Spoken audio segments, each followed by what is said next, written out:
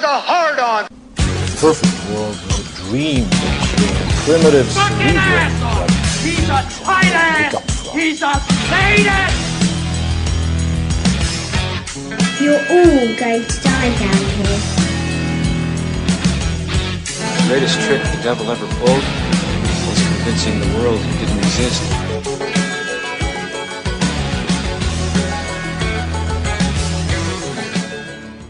Merry Matrix and a Heilig New Year.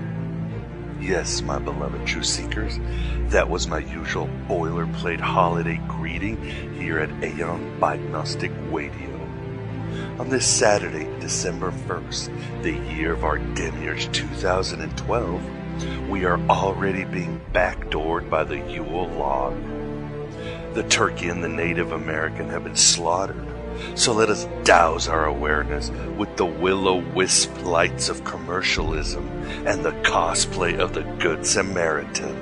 Francine, I am going to completely lose my Christmas cheer if I don't get someplace where they understand this holiday pronto. We can stop by church. I don't need to be bored, Francine. I need to be reminded of what Christmas is all about. To the shopping mall!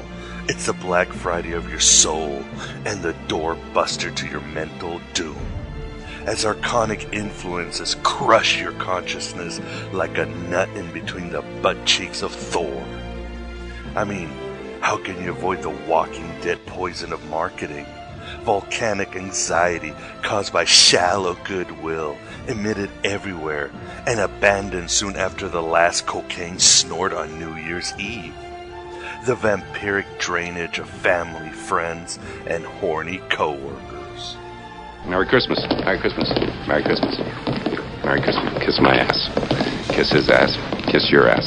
Happy Hanukkah. But that's how the Archons work, unlike evil demons or callous evolution. It is a spiritual death by 1,000 customer service calls and labyrinth applications. A slow descent into complacency by the silent thunder bureaucrats, the suburban worship of plastic gods in the mall temples of the American wet dream. There would be no hell without hope for the damned, and every atheist deep inside hopes for the mystery of the boundless. But the Archons are far worse, because they will erase the very idea of hope, of freedom, of transcendence, without you even knowing they ever existed in the first place. Underneath an avalanche of black iron dogma, earthly G-spots, and the sanity and number fallacy. What truth? That you are a slave, Neo. Like everyone else, you were born into bondage, born into a prison that you cannot smell or taste or touch. A prison for your mind. As above, so below, Hermes thrice great once said. And below the Archons manifest themselves in their material counterparts of the corporate Malkuth, the political ascendant master, and the religious chupacabra. So what can we do? We go inward, like the mercurial Gnostics, Merkaba Jews, Neoplatonists, and Hermetics of old. We empty ourselves of ego desire and not let implanted desires from any establishment stick to our personas. Then we go deep within ourselves and the universes of possibility contained there, to touch upon our higher selves, our daemons or nous, and then mold all the nonsense inside and outside into something soothing, beautiful, truthful, and creative. It's been a brilliant journey of self-awakening. Now you've simply got to ask yourself this. What is happiness to you? We find our true inmost light that is an infinity more potent than the autistic laser storms of the holiday season. We become a living solstice, entering the darkness of the collective unconscious and awakening a forgotten sunlight wisdom that is older than time and space and Dolly Parton, as sublime as the forehead of Christina Ricci. Nothing has changed but the intensity of the Archons, or predators, as Carlos Castañeda called the servant elves of Jehovah. After all, The holiday season is, again, a reflection of the rest of the year in concentrated form. I know you're as sensitive as I am, so you can feel it. So it's the game of Santa Claus thrones, but the stakes are higher. You know what I'm going to get you next Christmas? A big wooden cross. So every time you feel unappreciated for all your sacrifices, you can climb on up and nail yourself to it. This quote from the Corpus Hermeticum puts it well. But first thou must tear to pieces, and break through the garment thou wearest, the web of ignorance, the foundation of all mischief, the bond of corruption, the dark coverture, the living death, the sensible carcass, the sepulchre, carried about with us, the domestical thief, which in what he loves us, hates us, envies us. Or this quote from the Gospel of Philip, fear not the flesh nor love it. If you fear it, it will gain mastery over you. If you love it, it will swallow and paralyze you. And I, for one, welcome our new insect overlords. The lesser of two evils is still evil. Or just listen to Aeon Byte Gnostic Radio, broadcast from the virtual Alexandria, that state of mind where East meets West, through the God above God.com. It's raining gnosis, hallelujah. And Abraxas, your host, will lead you through the winter sail of your discontent, all the way to the farthest shores of the silent night of your soul. A movement and a meditation, as the Gospel of Thomas says, in stillness and in rest, as the secret book of John says. All this is the Gnostic way. It's got groove, it's got me.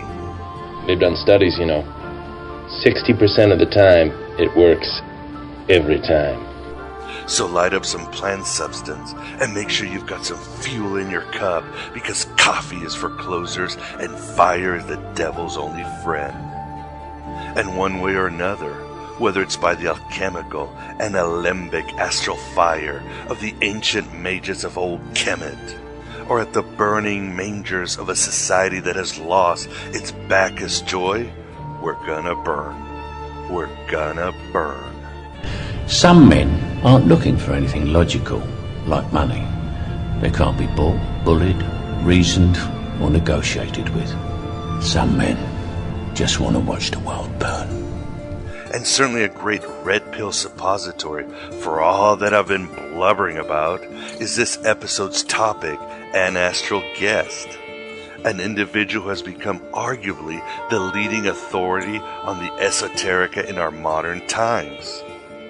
That is Gary Lachman, author of The Quest for Hermes Trimegistus, Politics and the Occult, and Jung the Mystic, among other august books, as well as founding member of the band Blondie. He joins us to discuss his latest and intriguing work, Madame Blavatsky, the mother of modern spirituality. For more information on Gary, please visit his website, garylachman.co.uk. That is Lachman, Lachman. Buckle your seatbelt, Dorothy, because Kansas is going bye-bye. Elena Blavatsky is certainly an individual who exemplifies the ethos of Aeon Byte Gnostic Radio, one who famously said, "There is no religion higher than the truth." She was a politically incorrect firebrand truth seeker who wrote her own gospel and lived her own myth, as the ancient Gnostics were wont to do and humanity has long forgotten how to do. She is one of the titans of contemporary heterodoxy, who truly granted the West such esoteric concepts as the importance of holistic medicine and organic grub, that Whole Foods mentality, Sansa greed and elitism, and hybrid parking spots. Advertising has us chasing cars and clothes, working jobs we hate so we can buy shit we don't need.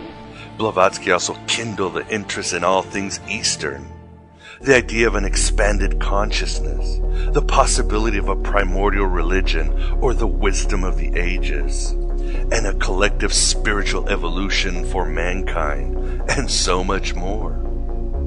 Her mysticism transformed a rigid Victorian world, paving the way for more egalitarian attitudes in the 20th century, and some say bigoted attitudes as well, as we shall soon see. Blavatsky directly influenced such luminaries as Thomas Edison, Frank Baum, Rudolf Steiner, Gandhi, W.B. Yeats, and perhaps Albert Einstein, among many others. Her accomplishments as a woman remain unparalleled even today in a society that pretends it respects women. I'm a man who discovered the wheel and built the Eiffel Tower out of metal and brawn. That's what kind of man I am. You're just a woman with a small brain. With a brain a third the size of us. It's science. We will be taking a cozy yet galvanizing adventure into the life, legacy, and controversy of Blavatsky, as well as the magical heart of Theosophy. I love this quote by Elena to some eager neophyte who took things too literally and seriously. It goes, "Of course you have a divine spark. If you listen closely, you can hear it snoring." My mind is aglow with whirling, transient nodes of thought, careening through a cosmic vapor of invention. Ditto. Certainly check out Gary's other consciousness-expanding episodes on Aeon Byte Gnostic Radio. He discussed politics and the occult on Aeon Byte number 146, and on Aeon Byte number 203, he blessed us with a panoramic treatise on Hermes Thrice Great and the Hermetics. True manna from hell for you rainbows in the dark. This episode and all future ones will be put on iTunes in their entirety, which means they are free to download. It is not necessary to get episodes at our archive of past shows, unless you want older ones. This means I basically rely on your contributions to keep this Hobbit venture going. Please support Aeon Byte Gnostic Radio with donations or any help you can proffer. You really don't need to waste shekels on the latest Tickle My Balls Elmo or the new vibrator/tablet hybrid from Samsung. Oh boy, I've never gotten a package this big. I've always wanted to have a huge package.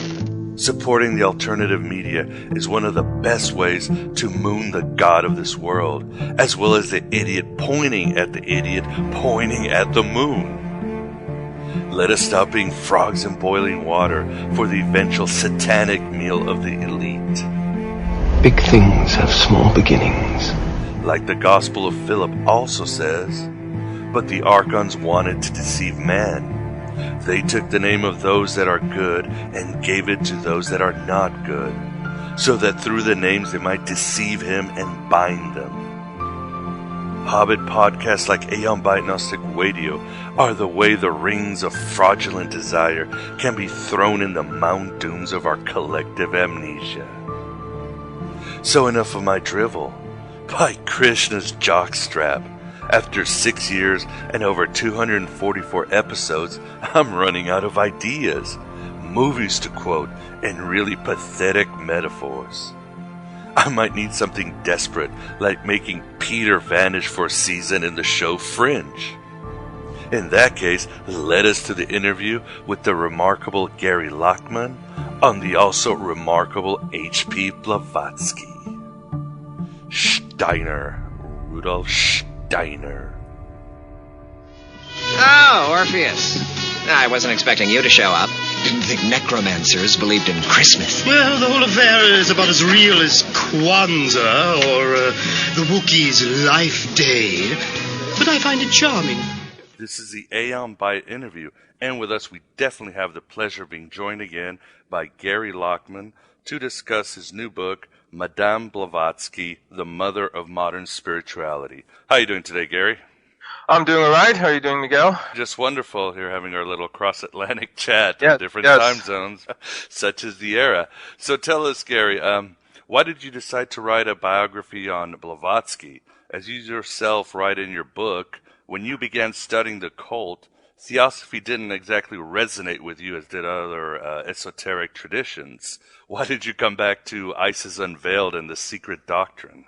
Well, one reason was that, as I say in the book, even people interested in esotericism or, alternative spirituality, whatever you want to call it, they might know, Blavatsky's name or have some idea of who she was, but it's more of a kind of, how should we say it? There's a kind of reputation about Blavatsky that precedes her, and there's a sense that you sort of know who she is already. And what I discovered was that actually she was more interesting than I thought she was. As I said, like her sort of reputation preceded her. You kind of knew what her story was already, and you didn't really have to go into it. And, they're very, very big books, Isis Unveiled, Secret Doctrine, they're huge texts. And then at the time when I was first getting into these kinds of things, it seemed a bit, I don't know how to say it, Theosophy seemed a bit soft. It seemed a bit nice and spiritual and all that, but it didn't have kind of the hard edge that I had found in people like Gurdjieff, let's say, or maybe the kind of, glamour that or mystery that you had in Crowley or something like that. But as I discovered in doing other books that I've written, the case being with Swedenborg, that when you start to trace the history of these things back, you start to trace back, many of the roads led back to Blavatsky. And I also thought that there wasn't one good, compact, introductory kind of biography about her. Most of the ones are either hagiographies, books written by, devotees or followers who are trying to sell Blavatsky, trying to present her in the best light possible. And others are, very critical ones. She's, basically seen to be a fake, a fraudulent guru, and so on and so on. And it seemed to me that it wasn't my idea to try and sell her, to promote her, but to say, well, actually, let's take a look at who, she really was.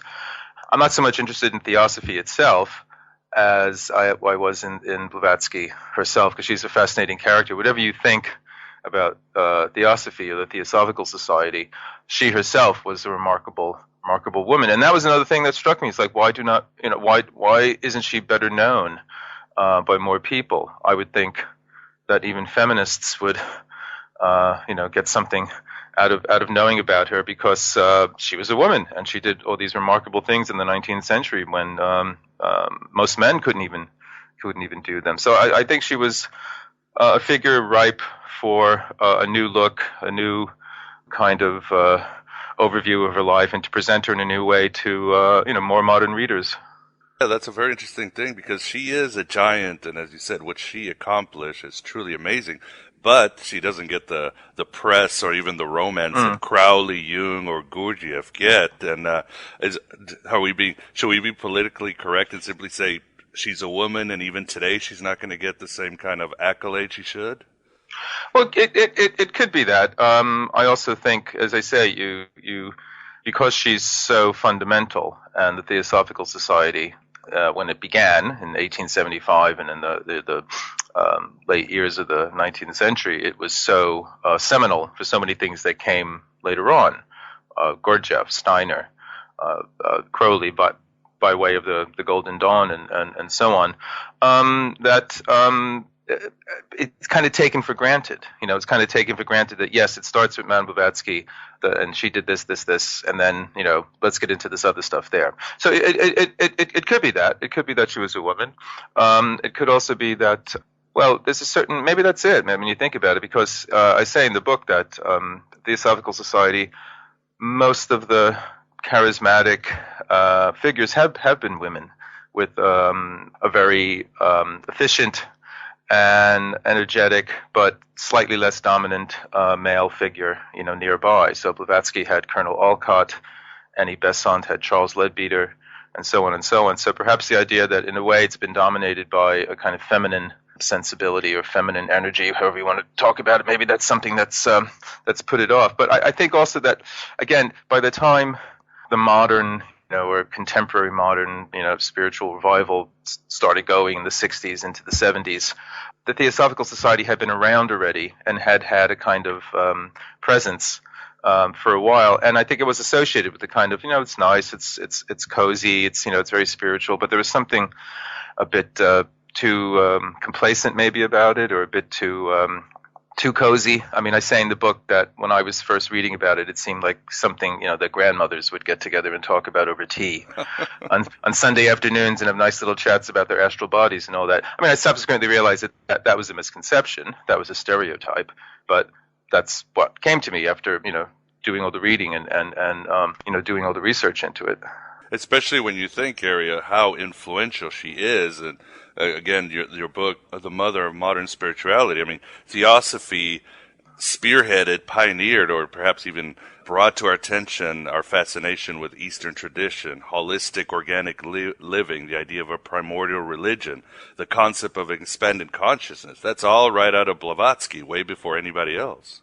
Oh, yeah. I mean, that's the thing. This is what struck me as, again, probably, the fundamental, most important thing or most powerful impact is that she gets the ball going, for what we call modern, or I'm calling it modern spirituality, just in the sense of, this kind of motley collection of different, pursuits and beliefs and ideas that are, basically driven by a desire for a more immediate and fulfilling kind of immediate sort of awareness of spirituality and a kind of connection to the cosmos than what we're given, or not given actually through either modern science or organized religion. And Theosophical Society, when Blavatsky founded it with Colonel Olcott and William Judge in New York in 1875, it came at just the right time, because this was the heyday of the early battle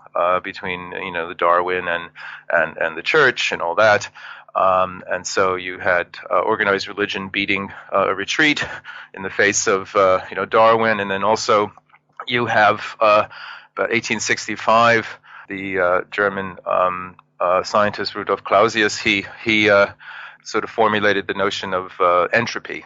The second law of thermodynamics basically means that the universe is running down. Everything is running down. It's eventually going to turn into this kind of lukewarm cosmic puddle, with nothing, no life in it at all, and nothing, just amorphous kind of, shapeless stuff.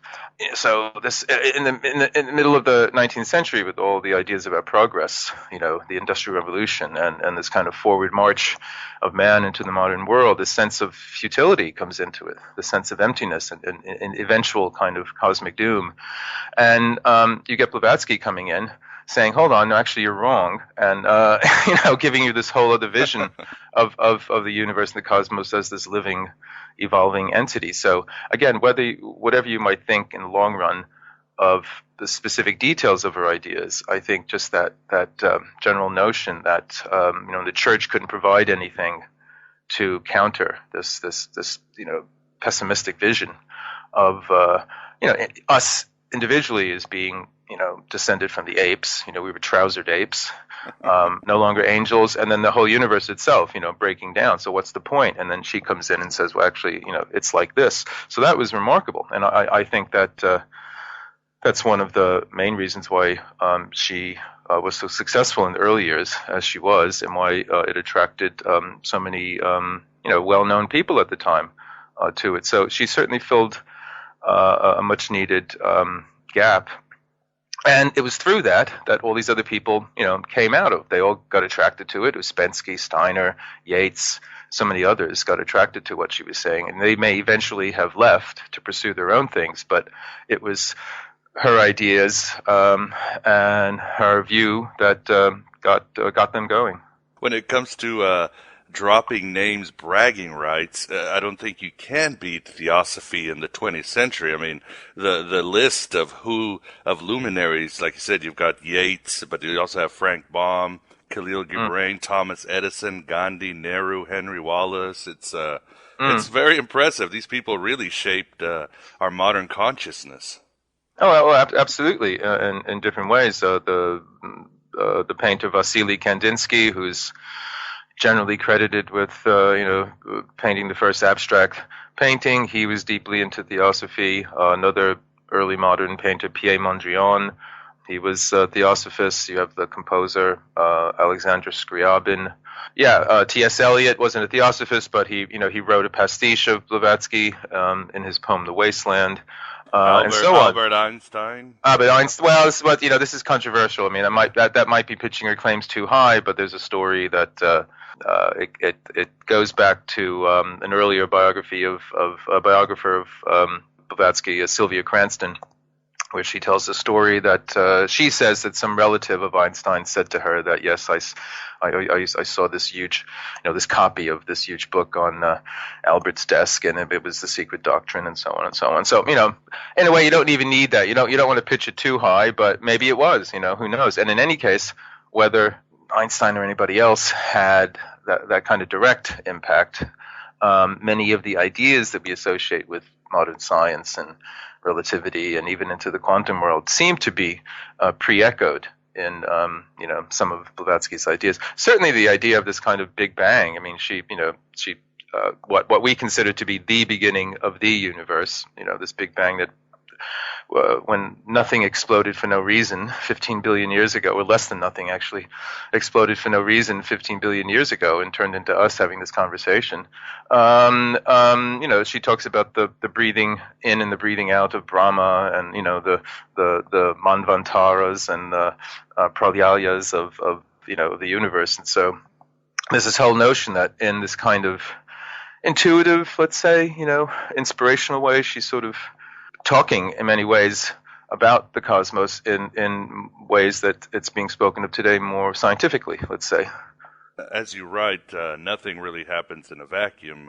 The other reason is that you had the spiritualist movie sort of petering out and people were hungry. And I love how you write that basically as people realized that the dead were really boring. It really was like Hades, and so people weren't very satisfied with the dead. And there comes Blavatsky and gives them a whole new vision of the afterlife and the astral planes. Well, again, this is how she wound up fighting sort of a battle on three fronts, because she's fighting against the rise or the triumphant materialist reductionist view of the world, the rise of modern science, and then she's also fighting against the established church, because she's very I wouldn't say anti-Christian, but she's certainly very anti, sort of organized Christianity, which she, as many others at that time, believed. She felt it was constraining, it was outmoded, it had a very limited view of human beings and so on and so on. But then you would think that, she would be a compatriot with the spiritualists, but she actually was fighting against them as well, although she says initially I had to kind of, wear my spiritualist kind of clothing to sort of be with them, be a fellow traveler in the early days, simply because they were the only thing at the time offering any kind of alternative to either mainstream religion or, this deadening materialist scientific view. But eventually, and pretty quickly into it, she rejects them as well, because she says it's actually quite a decadent practice, because what you're doing is you're not, according to her, you're not speaking with, the spirits of your past relatives. It's these sort of astral hobos, these kind of, etheric homeless people that are just kind of hanging out on the lower, levels of the astral plane, and they're happy to, pretend to be anybody that you want them to be, so that they can kind of manifest and all that. And so she got into great battles with many of the spiritualists at the time. And this is another source of the negative sort of propaganda about her. Many spiritualists at the time started all these kind of rumors about her, and these stories about how she was a fraud and how she was a drug addict and how she had been a prostitute, all this kind of stuff. It's amazing the things that she was accused of being. I mean, how she possibly could have been all of them, I don't understand. I know she was a remarkable woman, but she couldn't have been all these things that everybody was saying she was. And it's because she's saying that actually her teaching, even though she's most associated with Eastern spirituality, it's rooted in the Western Hermetic tradition. And she was a magician, put it that way. She I don't know what the feminine equivalent of a magiciess. I don't know, but she was a magician. So this is what she was. Her message was to our business is to learn how to master these forces, to master these subtle energies, not to just let ourselves be passive sort of recipients of them or used by them. To her, it was a kind of sin in a way to give over your own will and your own freedom and your own mind and to allow some other entity to come in and possess it, which is what she was saying, the spiritualists were doing. There's a great story when she first met Colonel Olcott in Chittenden, Vermont. When Olcott was a Civil War veteran, he was actually quite a remarkable character himself. I mean, among many other things, he was one of a few people who made up this commission to investigate the assassination of Abraham Lincoln. Olcott's usually sort of depicted as this kind of gullible, old kind of fool who's just taken, the wool is pulled over his eyes by Blavatsky all the time. But he was actually quite a remarkable person, and he had investigated corruption in the army and in the navy during the Civil War, and he was also an insurance investigator for many big firms in New York at the time. So he was he wasn't an idiot, and he had a deep interest in spiritualism and seances and what we would call the paranormal. And he was investigating a case in a farmhouse in Chittenden, Vermont, and he had written a series of articles about it. And Blavatsky read these when she was in New York, and she purposely went there to meet him, much like Gurdjieff purposely sort of corralled Ouspensky to be his kind of lieutenant, his front man. This is exactly the same thing that Blavatsky did with Olcott.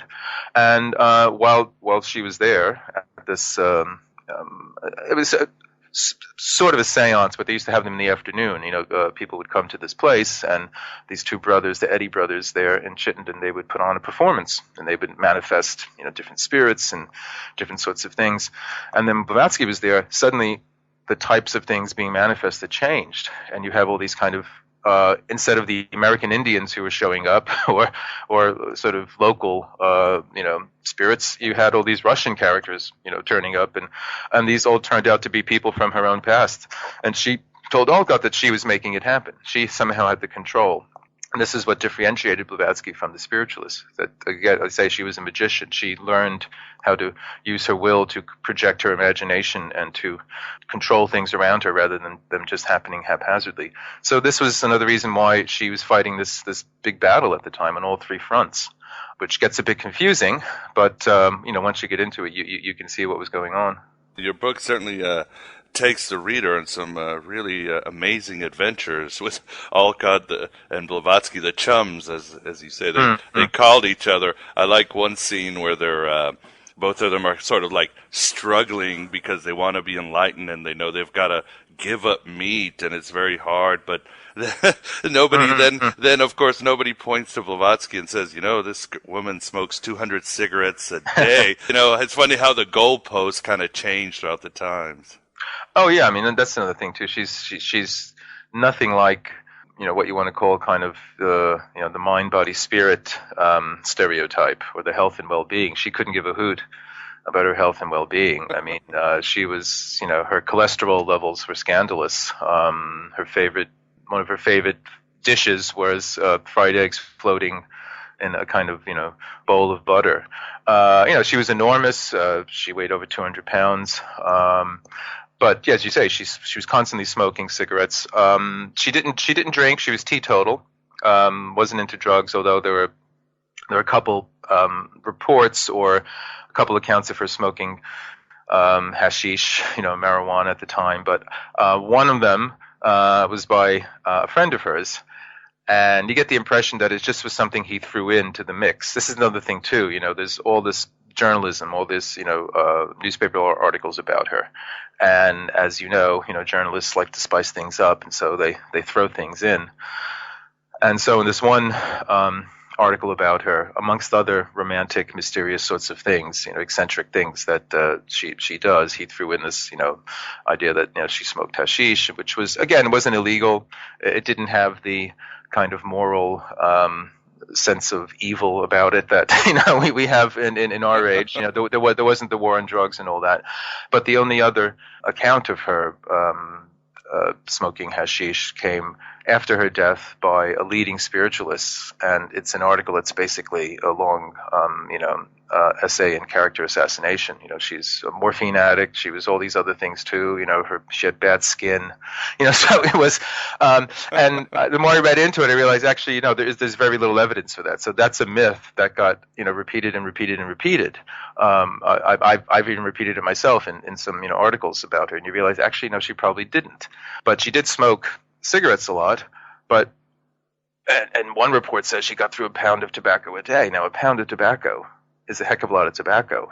That's a lot. And she rolled, she was doing these roll-ups. You roll your own cigarette. But I think what she did, I think she rolled them, lit it, and then put it out and chucked it, because just the number that she got through.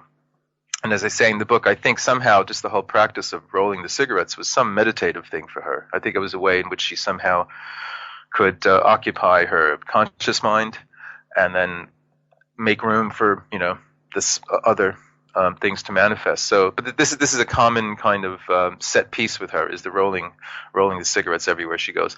And similarly, later on in life, there's many accounts of her playing solitaire.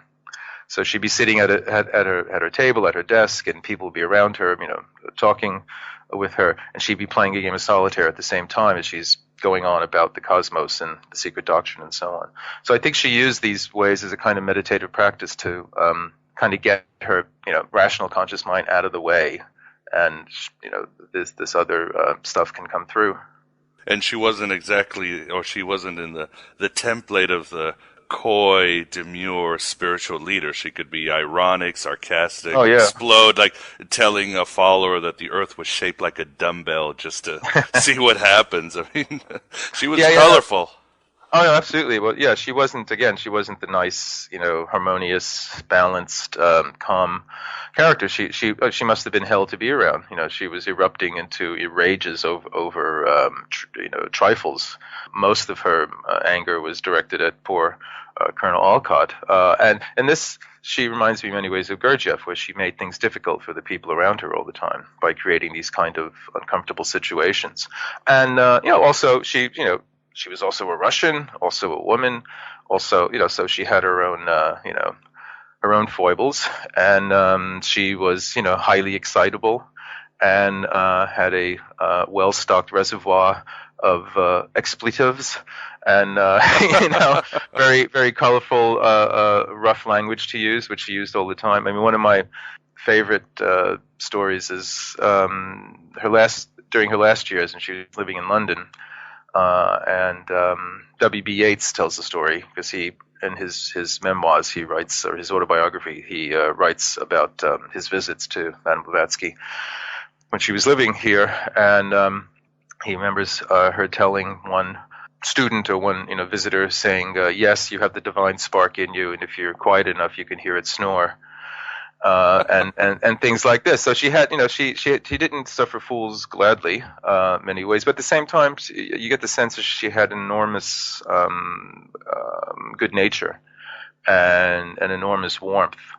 And even though she was kicking people around her all the time, they didn't leave. They wanted to be around her because they were getting something out of it. And this, again, is something that I try to bring out in the book, is this idea that, she taught by example. She may be one of the early examples of the crazy guru, the person who's acting in this unconventional way, in order to force you to, go outside of your habitual patterns. And there is this whole sense that maybe, the specific kind of teaching that is in her books, specifically like the Secret Doctrine, which is this kind of core text of modern esotericism. Not to say that that's not important, but I think in some ways the people around her, it wasn't so much whether they got that down perfectly as whether they learned, lessons about themselves just by being around her. So I think in many ways she was like Gurdjieff in that way. And was it hard researching Blavatsky's life, Gary? I mean, for example, you mentioned biographer Peter Washington, who said that she, quote, rarely said exactly the same thing twice. Did you go down some mazes with her life? I don't. She may not even said the same thing once. No, she.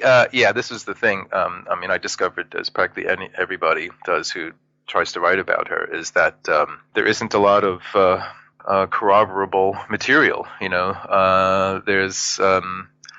She surfaces in New York, 1873. She's about 42, and between then and when she dies in 1891, less than 20 years later, there is, newspaper reports and accounts of her by, her followers and so on. But in between, when she says she leaves Russia on the beginning of her, search for the unknown, which took her around the world a few times, this is she's about 17 or 18 when she starts that. So that's in the late 1840s. That's about 1848, 1849, until 1873. There isn't a lot of there aren't a lot of reports about her, so you have to sort of take it on her word, and so it's very difficult. And you find that yes, she's she said she was here, but then actually she couldn't have been, because she also said she was there, and she did this, but that couldn't have happened, and so on and so on. So yeah, it gets a bit dizzying. And in the beginning of the book, I say, well, look, I don't know if this is true or not, but this is the story. So I'm trying to tell the story as best as I can. I'm not doing any kind of investigative reporting, trying to uncover the truth about Madame Blavatsky, because I don't think you can in that way. It's possibly you could go spend years trawling through archives someplace, but I don't know that's going to unearth anything that would radically change the kind of general picture of things. So for me, it's more, okay, this is a fascinating story about this fascinating character. It may or may not be true. Was she in Tibet? I don't know. I weigh the evidence, what there is of evidence. Common sense sort of tells us actually she couldn't have been there. White men are having a difficult time getting into Tibet. Here's this 200-pound woman. She's going to be skipping up the Himalayan trail. I don't know. But at the same time, there's enough sort of circumstantial evidence to suggest, well, actually, she could have, possibly, she could possibly have, and so on and so on. So I leave it open, as writers do. It's up to you to decide, dear reader. But at least I look at it closely enough and don't say with the critics who say, no, she made it all up and she was wallowing in the flesh pots of Europe at the time. How anyone could think of 200-pound Madame Blavatsky wallowing in flesh pots, I don't know. Or the true believers who say, yes, absolutely, she was Tibetan and so on. So it's like, leave it open and the possibility. But yeah, but again, this isn't anything that's not this isn't uncommon in the esoteric world. Gurdjieff, again, he took pains at times in his career to sort of erase his past. There's a story of him burning his passports and things like that, and because he didn't want anyone to have any accurate information about his past. Carlos Castaneda, more recently, is another one who invented or obscured his past, and he advised his followers to do the same. These women, they were known as the witches, who were around him. There's all the stories about them sort of breaking off ties with their past and their relatives and becoming inaccessible and so on. And it goes back, even into antiquity. The Neoplatonic philosopher Plotinus, he refused to have any painting of him done, and he refused to give out any biographical information because he said, well, that's not really what's important. What's important is, this philosophical pursuit of the spirit and the whole and the absolute and so on and so on. So depending on your perspective, you could say, if you're a critical reader of Blavatsky's life, you can say like, well, yeah, this is a very handy philosophy in order to, obscure stuff you don't want people to know about you. Or as she herself said, she said that she didn't want her relatives to know that she was studying the occult. She didn't want them to know that she was seeking out this hidden knowledge, because they were very, good Russian Orthodox Christians, and they would have been, completely scandalized and appalled, and so on and so on. So, again, you have to sort of decide in advance whether you're going to give her the benefit of the doubt, or just read it as a really interesting story. That's one of the things I try to do in the book, and I hope it gets across to more general readers, not just readers who know about Blavatsky already or interested in the Western esoteric tradition.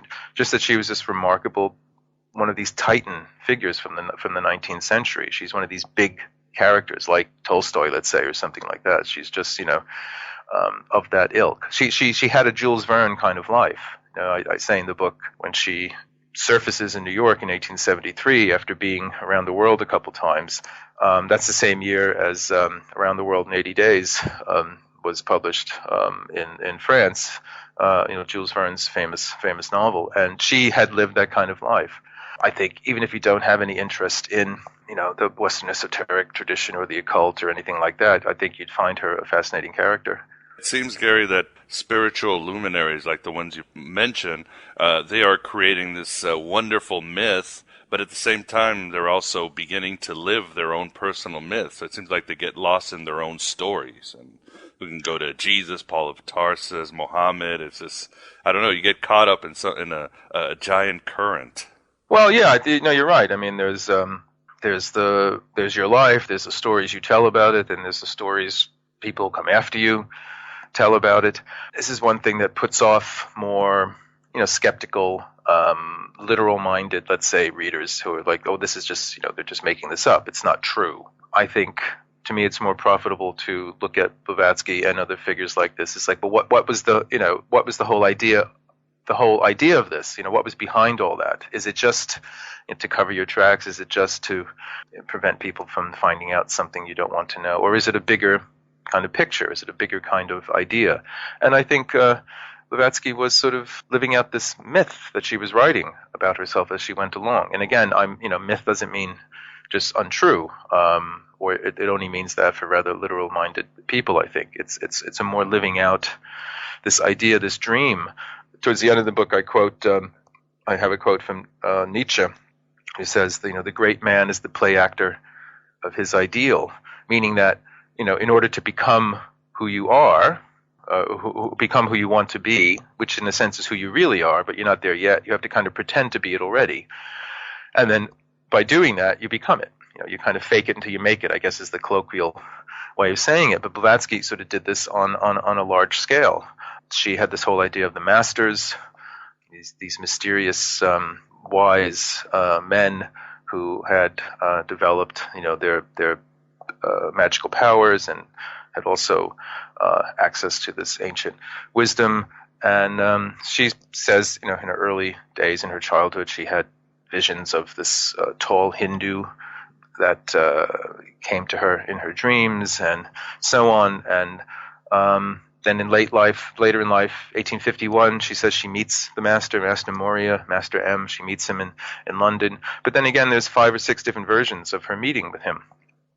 And a lot of theosophists have, racked their brains over which is the true one.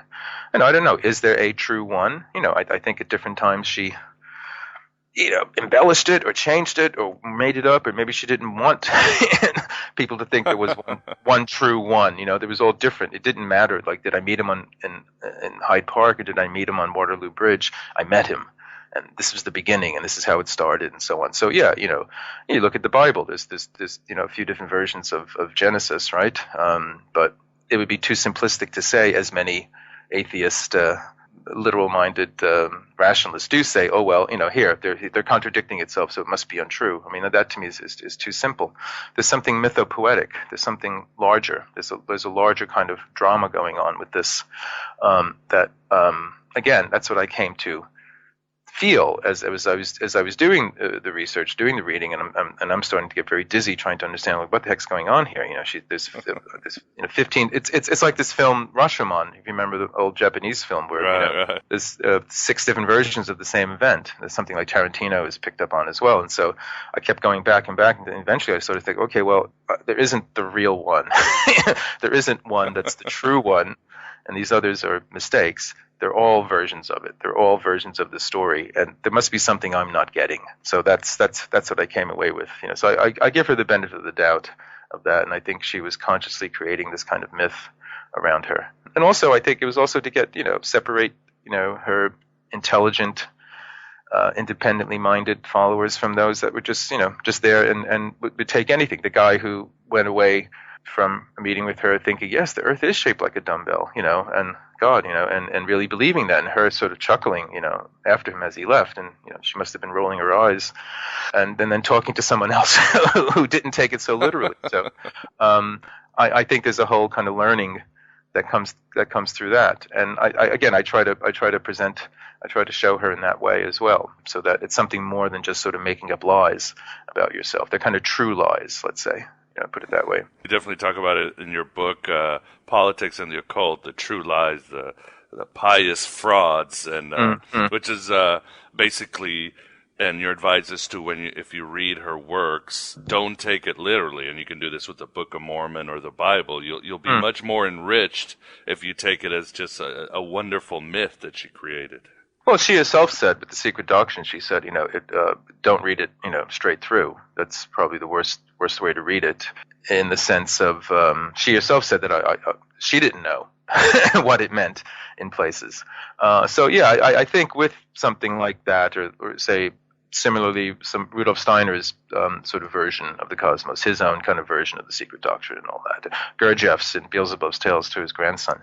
It's a mistake, I think, to take it as literally true, as many true believers do, or to take it as literally just nonsense, as the narrow-minded skeptics do. It's in there. I mean, how true is Dante's Inferno? You wouldn't want to sort of base a tour guide on it or something like that, or but is that what's really true? I mean, my sons and I, we were watching Wrath of the Titans recently on DVD, and I'm an old fan of the Ray Harryhausen film, so I watched these more current remakes.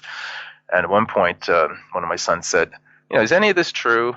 And I said, "Well, depends what you mean by true." I said, "But myths aren't about facts; they're about meaning." He couldn't quite get that. He's at that age where he wants to know, is it true? Was he really there? Did he really do this? And all that kind of stuff. But it came to me while watching the film that that's an important distinction. It's not about fact. It's about meaning. And sadly, we live in a time when we're much more prone to wanting the facts, and I think increasingly we're losing the ability to even understand what the meaning might be. And I think that's one of the virtues of somebody like Blavatsky and these others, is that they somehow can generate that again in us. At the same time, there are definitely some inexplicable things that happen. For example, her writing, her two massive tomes, she definitely, from what many have said, and you point out, she definitely went into sort of a split personality. She could quote passages of obscure books. I mean, something really, unexplainable was going on. Well, there's all this stories mostly by Colonel Alcott, but others who were around her when she was writing. And you have to remember, this is a time when people were writing, with pen or pencil on pieces of paper, not on right. not on typewriters, let alone computers, nothing like that at all. So she had an enormous memory, apparently, read an enormous amount. But when she was sitting at her desk for 8 hours a day, writing and writing and writing, she would suddenly look up from the desk and kind of look into the middle distance, just sort of, somewhere in the middle of the room, and it'd be as if she was seeing something, and then she'd go back and, to the writing and carry on. And apparently the story is that she can somehow see these passages from books she either had read many years ago or maybe hadn't read at all somehow. There's stories where she asked people to go check on, some passages at the library or so, and some obscure texts that she couldn't get her hands on. I don't have the details with me at the moment, but there's some account of her asking one of her, followers to check something, and it was in a book that was in the Vatican Library, and they had a relative who had access to that, and the person went and checked and said, "Yep, you're right," Blavatsky certainly had never been in the Vatican Library, and so on. So, this remarkable ability to somehow look in on the astral plane, to check these passages. She either had this enormous memory and some power of eidetic imagery, where she could see the thing in her imagination as if it was like a three-dimensional solid object in front of her. And there's also accounts of her sort of becoming a different personality while she was writing. Alcott, even goes so far to say her appearance changed, or her hair changed, her face changed, and all this kind of stuff, which, may seem too much for us to swallow. But I mentioned in the book, there's a remarkable book by Adam Crabtree, who is clinical psychologist, about multiple personality, called Multiple Man. And he has many accounts of people who had multiple personalities in which they actually, the physiology changed when they went into these other characters, or these other people in them, surfaced. And so it's not completely, outside of the bounds of possibility. I hazard a guess in the book that perhaps, she had some kind of controlled multiple personality where she could somehow slip into or allow, these, were they outside entities, were they, other intelligences outside her own, or were they parts of herself? I don't know. I think that's up, that's up for debate and possibility. But I suggest it. But she did seem to have this ability to somehow turn into these other people while she was writing. And it's even in the style of writing suggests it too. There's some literary critics who have gone over her books, like Isis Unveiled, and others, where there's Blavatsky has a very desk-thumping, hectoring kind of style in many ways. It's very polemical. She's always arguing. You can see her metaphorically stamping her fist on the desk, when she's arguing about something.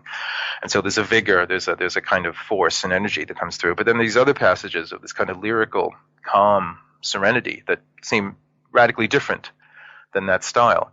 And people have gone through and say, well, actually, the same person couldn't have written this. There's in a way, your literary style is unmistakable as your fingerprint, let's say, or how you walk. There's a particular way that you express yourself. And they're saying, well, this is not the way Madame Blavatsky usually expresses herself. So again, that's kind of a textual evidence for some other consciousness that came into her, or that she can somehow slip into. So yeah, there's all these remarkable things. And then, on top of that, there's all the stuff about all these materializations and these transports that she did, where she was able to make things materialize. I mean, the famous one is the teacup in India, in a place called Simla, where she was there in her years in India. She was in India from about 79 to about 84, 85.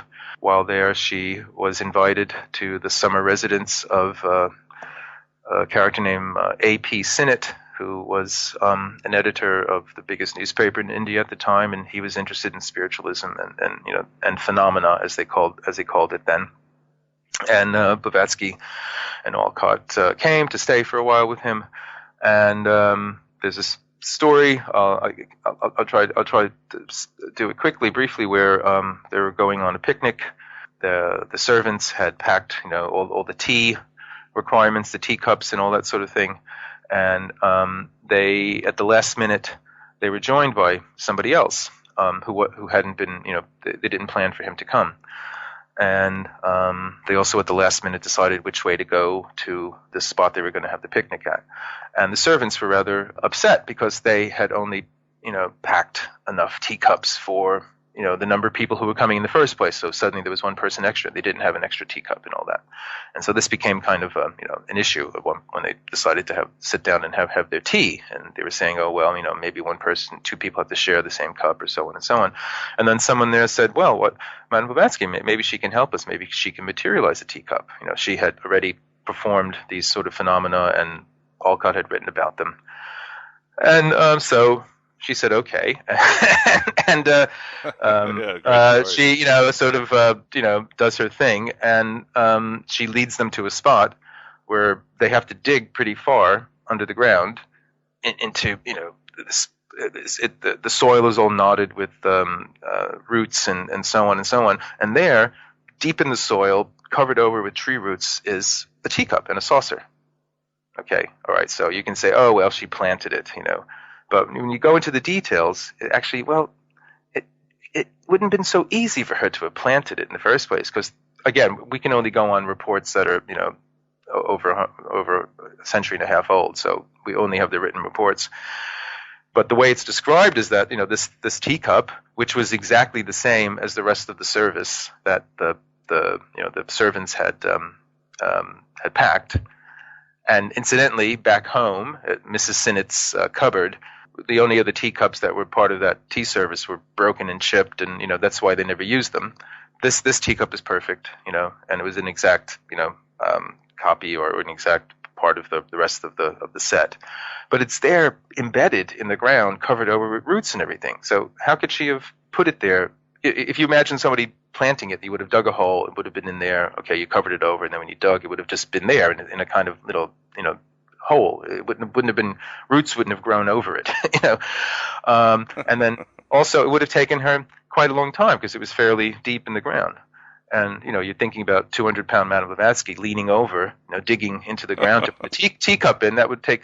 So that's just one incident of many. And sadly, in many ways, that's the sort of stuff that's become more known about her, is this kind of phenomena, And then the whole story about her being found out by the Society of Psychical Research as faking these things. And so that ruined her career at that time. And so you can think back, oh, yeah, well, she was a fake. She must have faked it. But as I say, if you go back and you look at the accounts, and you try and put two and two together, it somehow doesn't add up. Now, my own inclination is to say, well, this is remarkable, but it's kind of trivial in one way. And Blavatsky herself eventually came to feeling, yes, all this phenomena stuff was a big mistake, and people, that's all they're interested in. They're not interested in the real spiritual, ethical kind of teachings that she has. It's all about, make something happen, make. But apparently she was quite able, to do this. There are many, many accounts of her materializing things. There's cigarettes. She would roll a cigarette and then, do something with it, and then it would turn up on the other side of the room. And, there's dozens and dozens of accounts of this. So yeah, there were some very inexplicable things associated with her. And Gary, one issue always leveled at Blavatsky and Germano Theosophy is that, of course, racism, or at the very least that sort of 19th century elite attitude where the enlightened white European man must guide the lesser races to prosperity. And I'm sure you're rolling your eyes because it happens so often, but how do you deal with it in your book? Well, I mean, I just touch on it briefly. I mean, I devote a few pages to it. And, Blavatsky was a child of her time. Race was something people wrote about. And she does make some, from our perspective, rather, cringe-provoking remarks about, what she calls primitive races like the South Sea Islanders or the Australian Bushmen or something like that, and how they are the remnants of an earlier kind of race that had, fallen into decadence and so on and so on. And she also talks about what she calls the root races in her cosmic cycle of human evolution. There are different ages and there are different sort of dominant races at the time, and then they are superseded by the next race and so on and so on. And unfortunately, some of Blavatsky's remarks about this sort of thing got picked up by some Austrian and German, rather, creepy racial theorists, proto-Nazis. And the most famous example of this is something that was called Ariosophy, taking the Sophy from Theosophy. Theosophy is wisdom of the gods, so Ariosophy, so this is the wisdom of the Aryan race or something like that. Aryan just means noble. And this was a term coined by anthropologists. I think it was Max Muller in the late 19th century to try and to talk about these northern Indian tribes that sort of invaded or conquered the southern Dravidian Indians, and they developed this whole notion based on Blavatsky's ideas of root races and degenerate races, saying, that the Jews were these submen. The Jews were this, an example of this race from an older time that has fallen into sort of decadence and so on. And it's absolutely horrible, despicable stuff. But she herself didn't say that. I mean, this is, I think in many ways, Blavatsky's in the same position that, say, Nietzsche was in the years leading up to and after World War II, where the Nazis had appropriated a lot of Nietzsche's writings and used them in their own propaganda. But anyone who knew Nietzsche's work would see that he was, he was not racist, he was not anti-Semitic, he was not militarist. He would have considered the Nazis just, basically stupid thugs and all that. And it took a lot of scholarly work into the 50s and 60s, mostly by a man named Walter Kaufmann, to show that this was a misappropriation. And actually recently there's the I don't know if you must know the Reality Sandwich website, and I put up an excerpt from Isis from Blavatsky book up there, and most of the comments have been about how horribly racist she was and all that, and I basically say, well, actually this is rather a misconception. It's because she herself wasn't the main theme of the Theosophical Society was to create this kind of universal brotherhood. This was the real mission that she was given by these people who she considered her masters. These mysterious Hindus that she had studied with in Tibet in this hidden ashram, and so on. Yes, she learned about how to control her psychic powers, and yes, they studied the sort of primeval roots of all the religions. But the main thrust was to go out into the world and help to start this kind of universal brotherhood of man, which goes back to her Masonic roots, or the Masonic roots of her great grandfather, who was a Russian Rosicrucian Mason in the 18th century, and this was what she was really about. And yes, there are some a few rather from our perspective horribly cringe-provoking paragraphs in some of her writing, but the vast bulk of it is not about that. It's about, as I say, it's about trying to spread this whole idea of a kind of egalitarian universal brotherhood. She was a very, very progressive thinker. Remember, this is the late mid to late 19th century when she's at work, and she's involved with all these progressive movements that are for a more open, free, liberal society and liberal culture. And in her own life, she comes from a noble aristocratic background family, but she lived, down and dirty with the rest of us. She traveled in steerage. When she left, when she turned up in New York in 1873, there's a famous story where she had a first class ticket, and just about to get on board, she ran into this woman and her children who. The tickets they had been sold turned out to be fake. They were on their way to join their father in America. They had no more money, and so she cashed in her first class ticket and got steerage tickets for all of them, and then they traveled across the Atlantic at the bottom of the boat. And she turned up. She was absolutely broke. She lives in a women's hostel. She talks about making some money working for a Jewish tailor in Lower East Side, but then when she was in India, she broke bread with the untouchables. She didn't keep company with the Raj. She didn't like the British there. She was all for the Hindu culture, the Indian culture. She basically, Theosophy became huge in India because here are these two white Westerners, she and Colonel Alcott, basically coming and saying, no, we don't have to teach you our Western ways. We don't have to teach you about Christianity. You must teach us. You must tell us about, your wisdom. And the Hindus there didn't even know about the Bhagavad Gita. They didn't know about the Upanishads because they had already years of indoctrination by the. Well, here's the thing. I'm taking my time to get to is that we this whole story about Blavatsky being responsible for the Nazis and the swastika and anti-Semitism and all that. No one ever talks about how she's responsible for Gandhi, because Gandhi in the 1880s here in London, he was busy, trying to be an Englishman, a bowler-hatted Englishman. He was trying to be Ben Kingsley, actually, and he meets these two Theosophists who talk to him about the Bhagavad Gita and all that, and they say, wouldn't it be wonderful if we could read it in the original language? And he had to admit that he had never read it in any language whatsoever. And they bring him to meet Madame Blavatsky, and he is introduced to his own culture. He's introduced to the sacred scriptures of Hinduism. The Bhagavad Gita becomes the most important book in his life. He says that his philosophy of nonviolence, Ahimsa, is based on it. He later becomes an associate member of the Blavatsky Lodge of the Theosophical Society, to his last day, Theosophy is something that he's constantly thinking about. The day he was assassinated, there's an article published in his journal that he put out, this weekly journal he put out, where he basically says that Theosophy is Hinduism in theory, and Hinduism is Theosophy in practice.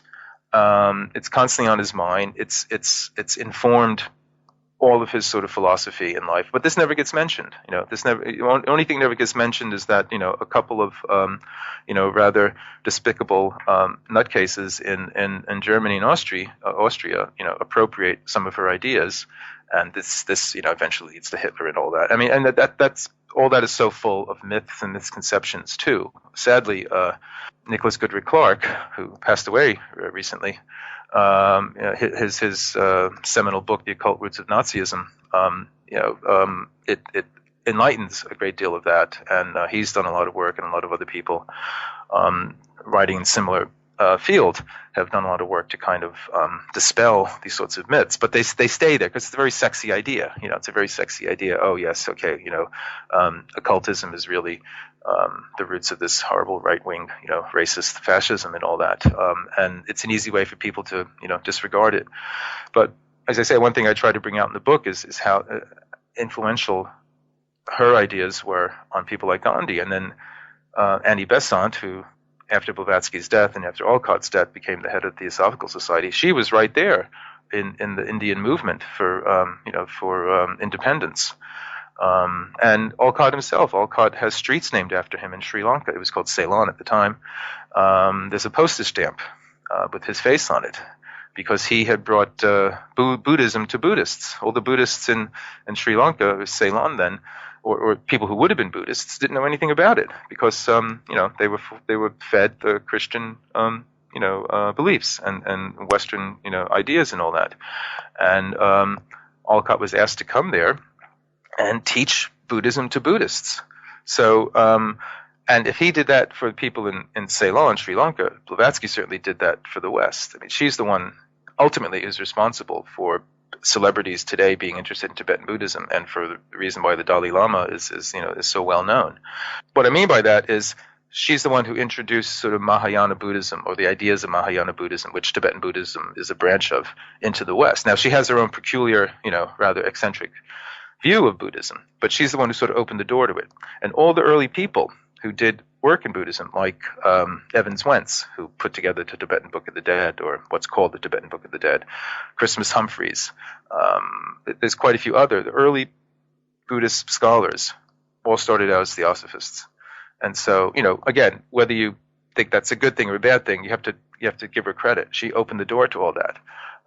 Again, so there's another thing. She opened the door to this fascination which we have with the East. She also reintroduced the lost Hermetic, philosophy of the West. She was an incredibly progressive character at the time, blazing trails for our own sort of multicultural, multi-faith, pluralistic view of society. And she just deserves more credit than she's got, I think. Oh, I certainly agree with it, and your book definitely makes an excellent case. A very good book and highly recommended. Well, I think that's all the time we have today, Gary. I'd like to thank you very much for coming on and discussing your really wonderful book, Madame Blavatsky, The Mother of Modern Spirituality. Well, it's been absolutely a treat, and I look forward to the next time. And there you have it, my beloved truth seekers. Gary Lachman on a spurring, non-hagiography adventure into the adventures of H.P. Blavatsky, based on his new book, Madame Blavatsky, The Mother of Modern Spirituality. I certainly rooted for her and found her life both inspiring and enthralling. You can say what you want about her, and many do, but in the end, as I said in the introduction, she wrote her own gospel and lived her own myth. She transformed the consciousness of civilization and made the world far more interesting than when she had found it. That is the best any of us can do in this universe run by the demiurge. Don't be the change you want to see in the world. Be the strange you want to see in the world. Again, Gary Lachman is the author of The Quest for Hermes Trimegistus, Politics and the Occult, and Jung the Mystic, among other books, as well as founding member of the band Blondie. For more information on Gary, please visit his website, garylachman.co.uk. Not much else. And what else can I say that isn't a disgraceful ripping off of better ideas or art? Again, donations or any type of assistance are always a blessing, even if it's the many skills I don't have. Your support is essential. Thank you for those who have supported Aeon Byte Gnostic Radio via donations, buying books, or downloading shows. But more help is necessary if this ventures to continue at this or any level. If everyone simply donates a shekel or buys a show every week, I can break even and even reinvest in the show and keep bringing you binders full of gnosis and the gospel of the drive through Jesus. We're on a dark odyssey through the gnashing rocks of orthodoxy, all the way to the farthest shores of imagination. We are the veterans of 1,000 psychic wars who have set the controls to the heart of the sun. Divided we stand, together we rise. We are legend, we are champion eternal. We are the manifest tears of Hagia Sophia, the eternal soundtrack of the counterculture. Those shining, crazy diamonds. I am Abraxas, broadcasting at the virtual Alexandria through the God Above God.com. The road has ended, the song is over, thought I'd have something more to say. But don't cultivate any troubles, my beloved true seekers, because like heaven above you, the spy that loved you, I'm keeping all of your secrets safe with me tonight. Merry Matrix and a Heilig New Year. He's not famous. It may be that when his life at last comes to an end, he will leave no more trace of his sojourn on this earth than a stone thrown into a river leaves on the surface of the water. Yet it may be that the way of life he has chosen for himself may have an ever-growing influence over his fellow men, so that, long after his death perhaps, it may be realized that there lived in this age a very remarkable creature.